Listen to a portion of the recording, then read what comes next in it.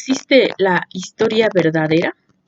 Porque si bien para la disciplina de la historia, uno de los objetivos es buscar precisamente pues estos hechos verdaderos, estudiarlos, pero no es lo mismo estudiar estos hechos que, bueno, que se supone que así ocurrieron en la realidad, a que nosotros tengamos pues la verdad, ¿no? Porque la verdad es un concepto muy amplio y en humanidades mucho más. Entonces, por eso hay que explicar un poquito esto. En la epistemología de las ciencias, también se considera, es decir, la ciencia, los resultados de la ciencia se obtienen porque son, bueno, me decía un amigo científico, es lo mejor que tenemos por el momento. Pero hay que hacer énfasis en esto, ¿no? Hasta el momento, porque la ciencia siempre está en constante cambio. Algunos dirían en constante evolución también porque, bueno, pues ya se toman en cuenta los conocimientos anteriores y así se pueden ir desarrollando y pues se piensa que también se va avanzando. Pero hay veces que no, hay veces que incluso puede dar vueltas hacia atrás. Entonces no siempre es una línea ascendente, ¿no?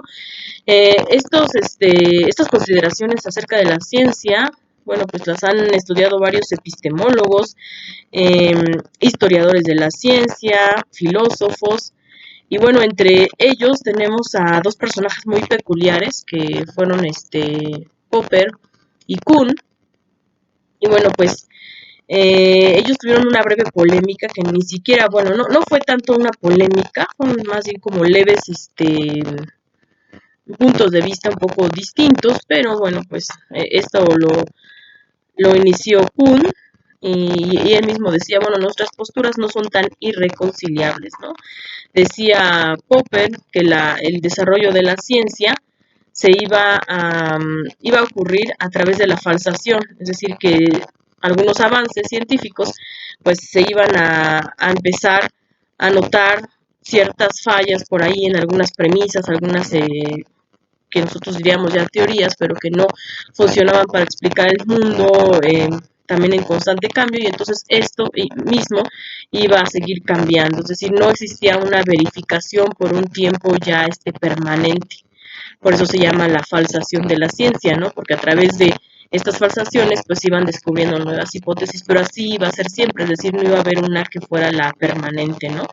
Y de acuerdo a Kuhn, bueno, pues él distinguía dos periodos en la ciencia, un periodo de ciencia que él llamaba normal, que era cuando no cambiaba mucho, y después un periodo de ciencia extraordinaria, es decir, cuando la ciencia normal tenía una crisis, es decir, retomando por ejemplo a Popper, cuando había un, una nueva pregunta o algo que ya lo que teníamos, estas hipótesis no podían explicar, bueno, pues se creaba esta crisis, este tiempo de crisis, que esto ya lo decía Kuhn, y entonces pues se encontraban nuevas soluciones y se cambiaba el paradigma, ¿no? El concepto de paradigma es muy importante para Kuhn porque era un conjunto de saberes que ya tenían, por ejemplo, podríamos decir la vieja escuela, que en cada periodo pues ha habido un tiempo de la vieja escuela, y después al ponerse esos saberes en crisis,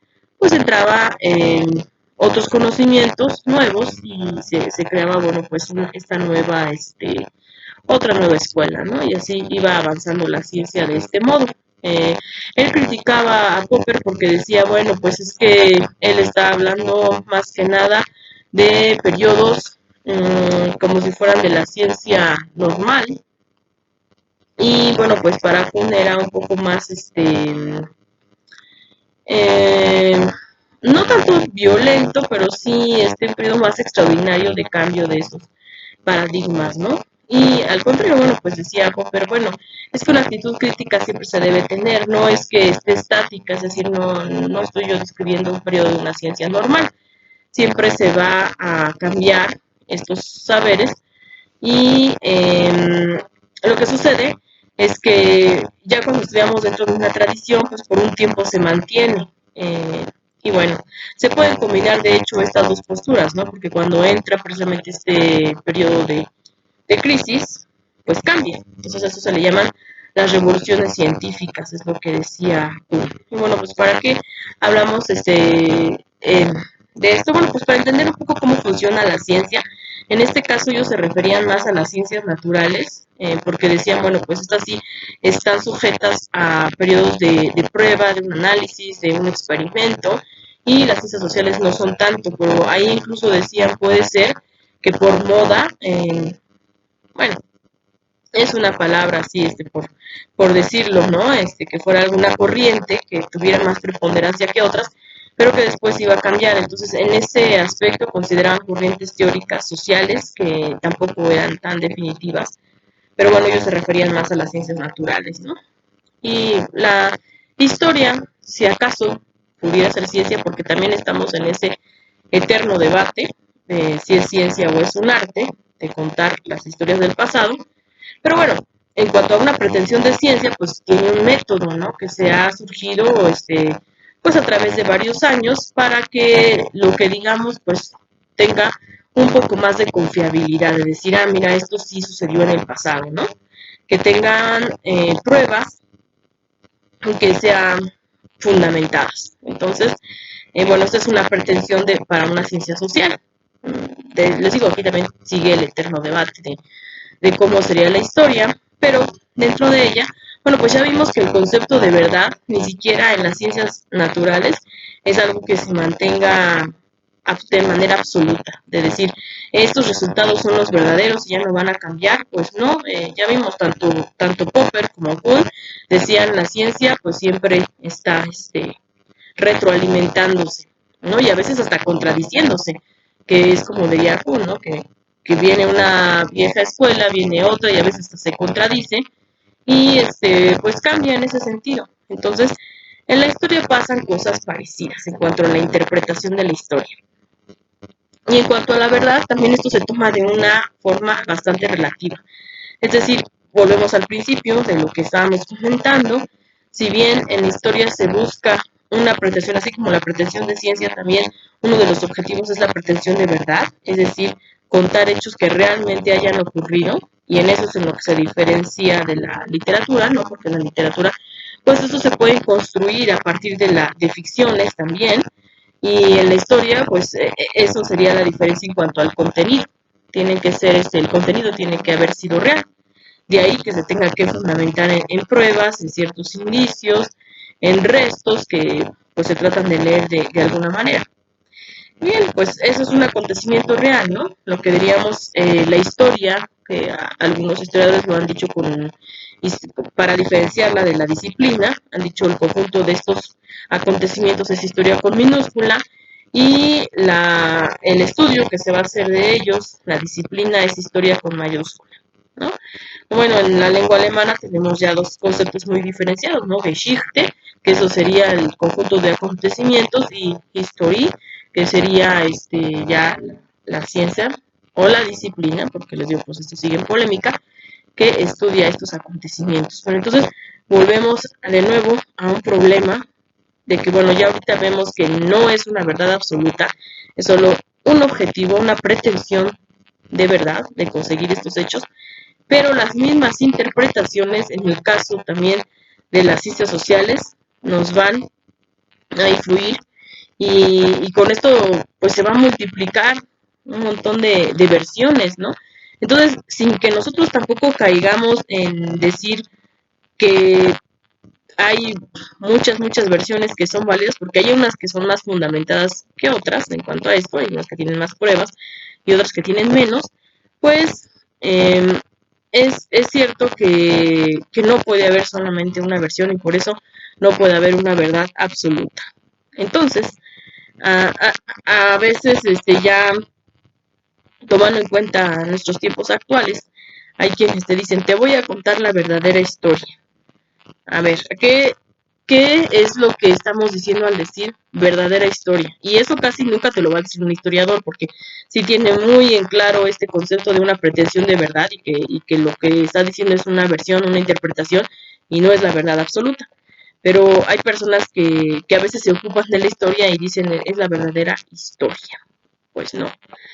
no es así porque cada quien tiene un punto de vista particular y si bien nosotros tratamos de ser objetivos, y eso sería, como les digo, parte de los objetivos, pues ya lo han analizado varios filósofos de la historia que a este punto nunca se va a poder llegar. Ahora, ¿por qué? Porque no es imposible mirar desde todos los puntos de vista posibles precisamente o conocer la totalidad de los hechos. La totalidad de los hechos pasados ya no existe, solamente nos quedaron vestigios, nos quedaron sus restos, nos quedaron lo que en su momento las personas de ese presente, cuando era presente, lo rescataron y lo que por ejemplo diría José Gauss, lo que se extrajo de ahí, lo que considerábamos que era histórico, es decir, que iba a tener cierto interés para la posteridad. Y el concepto del histórico va cambiando a través del tiempo, ¿no? Antes, por ejemplo, lo histórico eran los cambios políticos, los cambios económicos, las batallas, estas historias de los caudillos, y actualmente se puede ampliar este concepto de lo histórico, ¿no? En historia de la vida cotidiana, historia de la vida social, o sea, hay muchas cosas que nos interesan saber del pasado y muchas miradas. Y en cuanto a eso, pues alguien que conociera la totalidad de todas estas manifestaciones pasadas, es decir, que conociera la verdadera Geschichte, que sería el término en alemán, pues no la hay, ¿no? Solamente, o sea, vamos a ocupar este concepto de Dios como un concepto también abstracto, es decir, solamente Dios conocería todo, ¿no? Porque pues él sí podría ver desde todos los ángulos posibles, ¿no? Dado que, bueno, en cuanto a este concepto abstracto, estaría o viendo a cada uno de nosotros o dentro de cada uno de nosotros, y entonces podría conocer la totalidad de los actores de esta historia, de todos los tiempos pasados, ¿no? Entonces, pues realmente ahí sería el único que pudiera decir, no, sí, yo tengo la verdadera historia, ¿no? Pero sería el único, o sea, ningún humano puede tener con ese término lo que se llama la verdadera historia. No es así, o sea, filosóficamente no es así. Por eso también, por ejemplo, en España, algo que les enseñan mucho los historiadores, que es lo primero que les enseñan, es de cuando uno de los discípulos, creo que de Jesús, le había preguntado a Jesús qué es la verdad, ¿no? Y decía un filósofo, él sí se me escapa el nombre, perdón, pero seguro se han de acordar los historiadores y sobre todo los que tienen esta procedencia española, es que no me acuerdo si era Unamuno o era alguien más, que le había dicho que se había equivocado de pregunta, que le hubiera preguntado quién es la verdad, no tanto qué es la verdad, ¿no? Y bueno, quién se refería pues precisamente a este concepto de Dios, ¿no? De que él sabía todo y que ningún humano lo iba a saber, entonces era lo mismo. Pero bueno, si alguno de ustedes sabe quién lo dijo, por favor, pues ahí coméntenlo y me corrigen, porque yo en este momento no me acuerdo, pero bueno, la idea es esa, ¿no?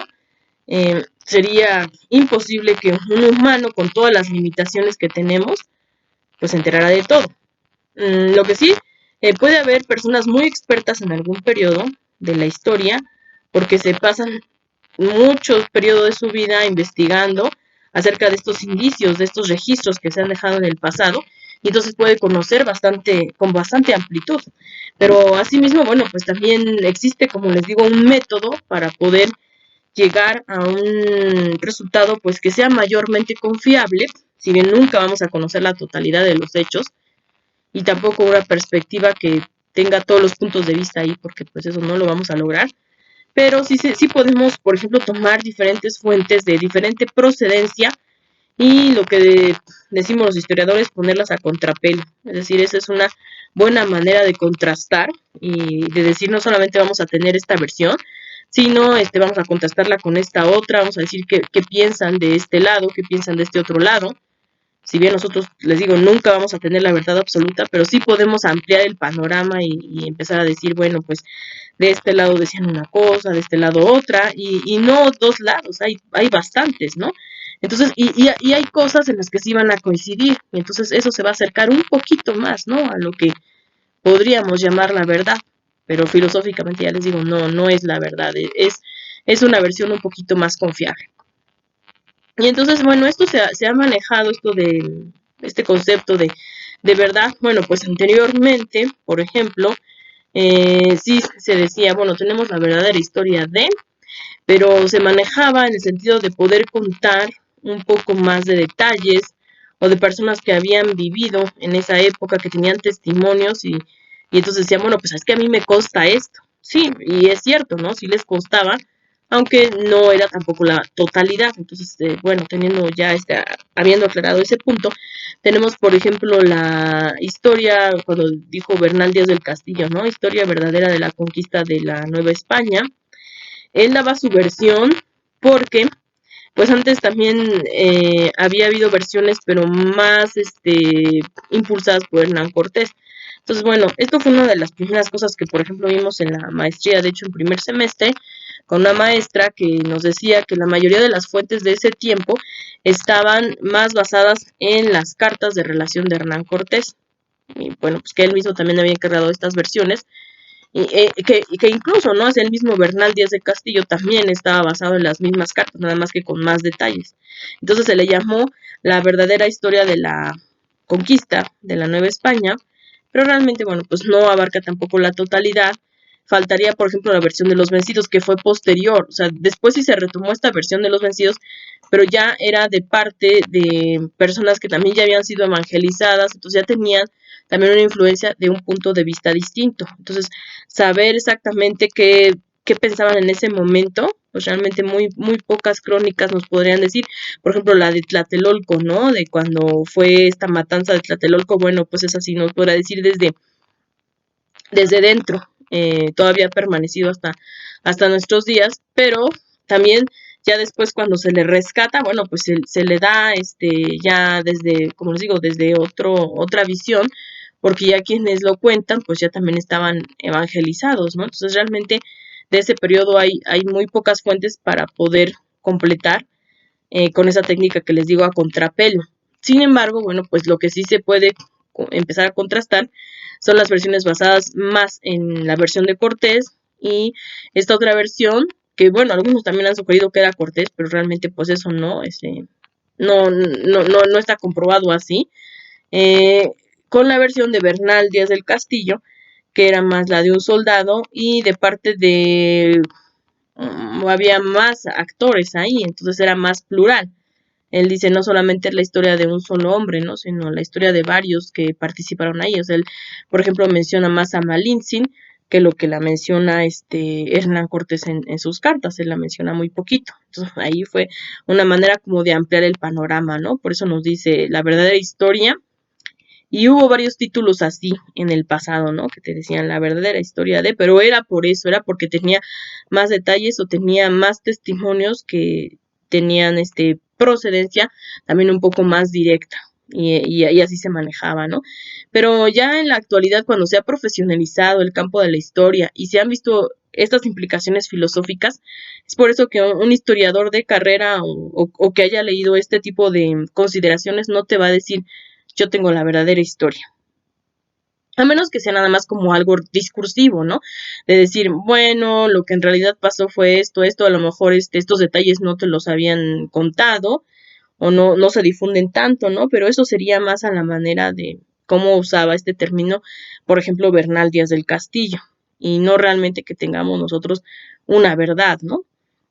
También últimamente lo que se ha dado, muchos que te dicen, mira, es que la historia te la han contado mal, pero ¿quiénes te la han contado mal? ¿No? O sea, ahí hay que ver de quiénes están hablando, de los maestros, muchas veces acusan a la SEP, ¿no? Por ejemplo, ¿no? De tener este tipo de historia, aunque ha cambiado, es decir, antes era una historia que se acercaba más a la historia de bronce, pero actualmente está tomando muchos otros matices, es decir, ya no es una historia de buenos y malos, de héroes y villanos, ya ahorita se narran más los procesos que las historias como se narraban antes, que sería con un poquito más de épica. Entonces, bueno, pues va cambiando, como les digo, también incluso la misma enseñanza de la historia. Entonces, cuando te dicen, es que la historia no es así como te la enseñan y te ofrecen otra versión y te dicen, yo te voy a contar, y ahí es cuando entra este artificio, ¿no? De decir, te voy a contar la verdadera historia, así entre comillas lo digo, no es así. Entonces no hay que creerlo de que pensemos eso, porque hay muchos que pues sí, lejos de este campo de estudio de la historia, casi siempre hacen estas preguntas, ¿no? Decir, entonces, ¿cuál es la verdadera historia? Más bien la pregunta sería, ¿cuáles fueron otros detalles? ¿Cuáles fueron otras versiones, ¿no? Porque decir de la verdadera historia, pues sí implica que habría una historia falsa, ¿no? Una historia verdadera y una historia falsa, y realmente lo que se retoman son diversas versiones de parte de, a veces también que implican ideologías distintas. Y entonces es por eso también que no nos podemos quedar con una sola versión y no podemos decir, mira, la verdad es esta, y esto, pues no, estos no, porque pues eran unos payasos y no les hagas caso, ¿no? No, hay que leer de diferentes y como les digo, pues contrastarlo y pues entender que son interpretaciones también, ¿no? Incluso en ese mismo momento, cuando los actores de ese que les digo fueron un presente, tomaron nota de lo que acontecía, pues ellos también tenían una ideología, ¿no? Entonces, ellos tampoco van a ser 100% objetivos. Se retoma, por ejemplo, mucho del periodismo. El periodismo también en su objetivo debería de ser así, ¿no? Neutral. Eso sería igual, una pretensión, igual que el historiador. Pero bueno, nosotros mismos como seres humanos, pues también tenemos inclinaciones, tenemos una ideología, estamos dentro de cierta época y eso nos va a influir también en interpretar este tipo de asuntos. En cuanto al presente, por ejemplo, cuando es un periodismo, aunque aquí se va a ver un poco distinto porque a veces nada más es darle voz a los actores, en este caso del presente, y otra cosa es la interpretación, ¿no? Y en la historia, cuando ya no existen esos actores, porque ya murieron por lo general, ya entonces es más una representación de lo que hacemos de ellos, y entonces hay que tener pues mucho más cuidado, ¿no? Porque incluso ya es otra época la que estamos interpretando. Pero siempre va a haber ese pequeño sesgo, tanto yo les digo, yo también vengo de periodismo, fue mi primer carrera y todavía trabajo en periodismo y de hecho pues espero nunca dejar de trabajar de periodismo. Como dicen, una vez periodista, siempre periodista. Estoy apenas completando mi formación como historiadora, pues a veces sí digo como historiadora esto, pero realmente, bueno, pues yo considero que será hasta que termine la maestría que realmente pueda considerarme un poco más parte del gremio, ¿no? Ahorita pues considero que sigo en formación y bueno, de hecho creo que seguiré porque siempre se tienen que aprender cosas nuevas, ¿no? No nos quedamos ahí, siempre estamos retroalimentándonos y como les digo, también siempre surgen nuevos conocimientos, ¿no? Entonces no es que uno se quede de esa manera estático. Pero pues eso sería este comentario acerca de la verdadera historia. Les digo, tómenla con pinzas, tómenla con mucho cuidado y no se crean en una versión que se presuma ser la única o que sea la absoluta, porque en realidad pues lo que sucede ahí que hay muchas y solamente que hay algunas que están más fundamentadas que otras, eso sí, pero hay que tener cuidado.